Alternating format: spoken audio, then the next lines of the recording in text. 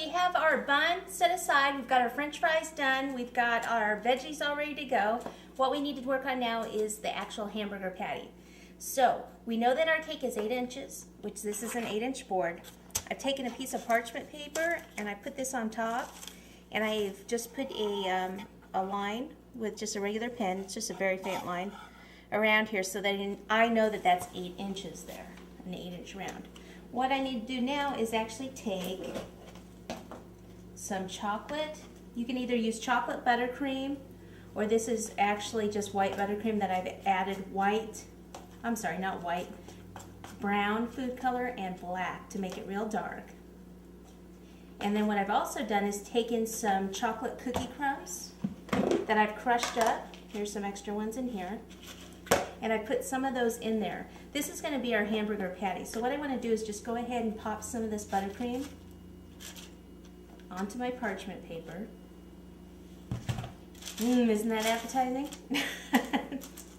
Actually, this makes a really good filling for it, because if you use the chocolate buttercream, put the cookie crumbs in it, it's a nice filling. Okay, let me hold on to this. What you want to do is go ahead and spread it out to the line.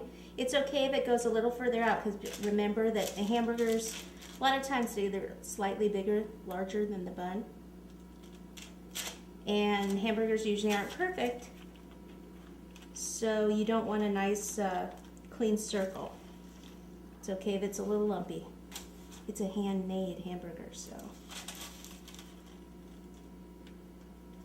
Okay, now this is looking like kind of a thin patty, don't you think? So let's just put a little bit more on top.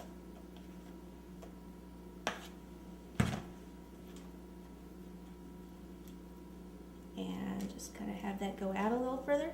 Now, a nice trick to this, so you don't have so much filling inside your cake, is actually just to build up the edges here, make those a little thicker, and keep the inside a little bit thinner. That way, when you actually cut into the cake, you don't have as much icing in there. Okay, so the next step that what you need to do is take some more of these cookie crumbs. And what I'd like to do is just kind of pour some right around the edge.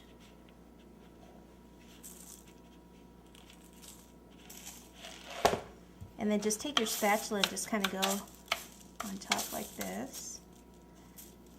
And you don't have to do this in the middle, just kind of on the edges. It's just going to make it look a little bit more like a hamburger patty. It's going to give it a little bit more texture.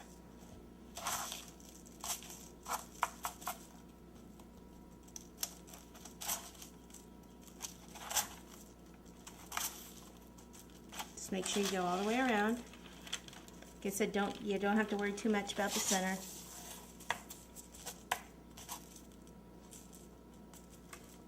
And some of this, once we take it off the parchment, you won't have as much around the edges, so you don't have to worry about the excess or anything there.